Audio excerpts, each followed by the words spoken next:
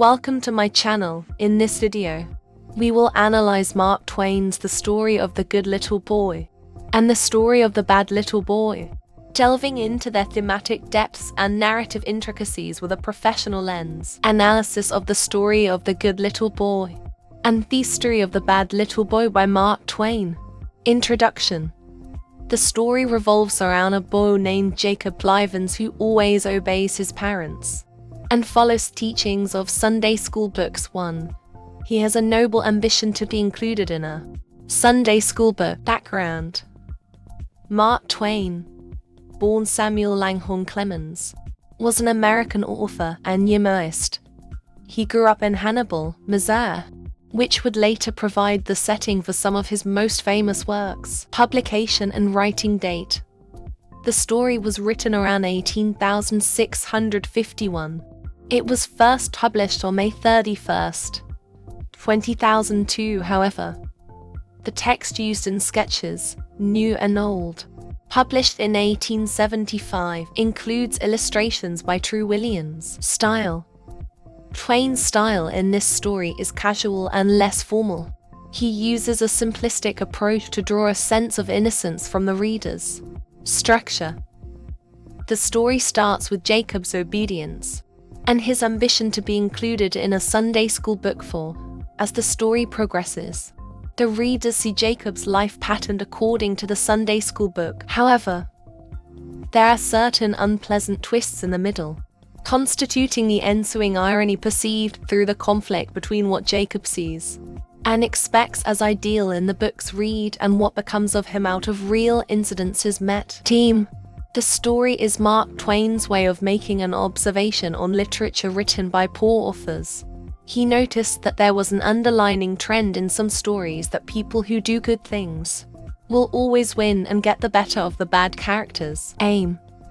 Twain uses this story not for simple amusement, but to deliver a thought to society during this era. Purpose. The purpose of the story is to suggest that everyone can perform good deeds. However, if the good deed is performed for an inverse reason, one will never achieve their complete reward. Tone. The tone of the story is practical, yet Twain seeks to necessitate completeness in stating the major conditions with which the protagonist is involved. Narration style. The story is narrated in a casual and less formal style. Twain uses a simplistic approach to draw a sense of innocence from the readers. The Story of the Good Little Boy.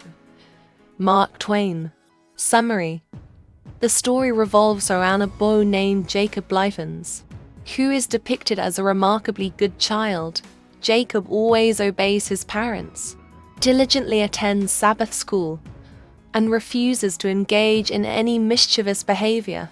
Much to the bewilderment of other boys, Jacob's exceptional goodness is attributed to his unwavering belief in the examples set by the good little boys portrayed in Sunday school books.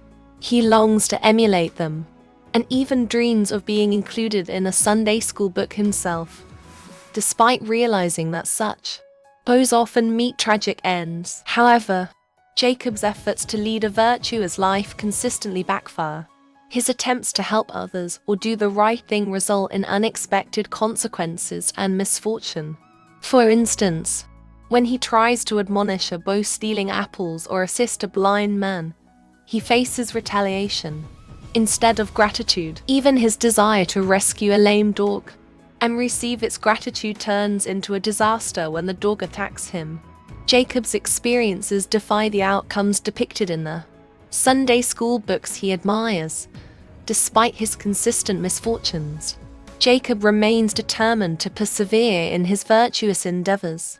He believes that if he continues to do good, he may eventually be recognized and immortalized in a Sunday school book. However, Jacob's aspirations take a tragic turn when he decides to intervene in a situation where bad boys are mistreating dogs.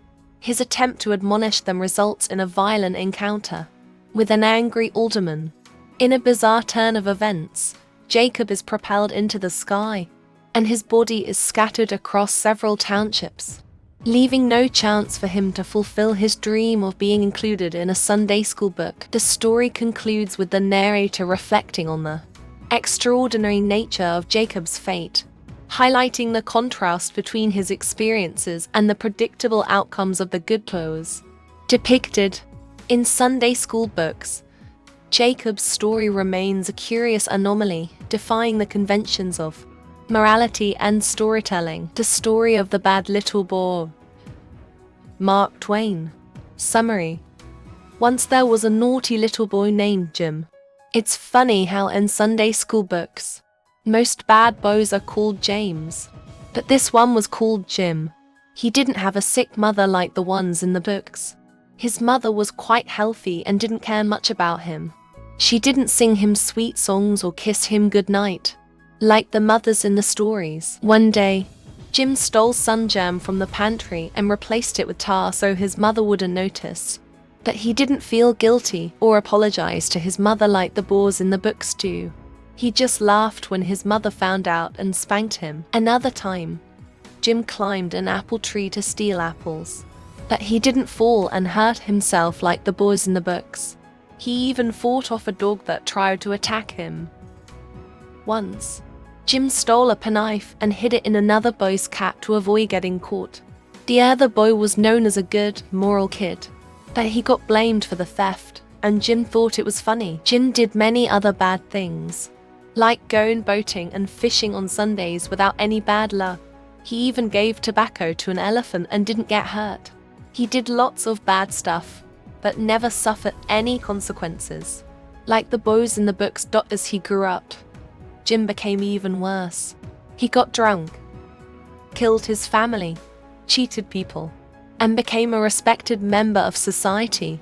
So, Jim had a luckier life than any bad James in the Sunday school books. I hope you've understand this lecture. If you have any queries, let me know in the comments section and do share it with your friends.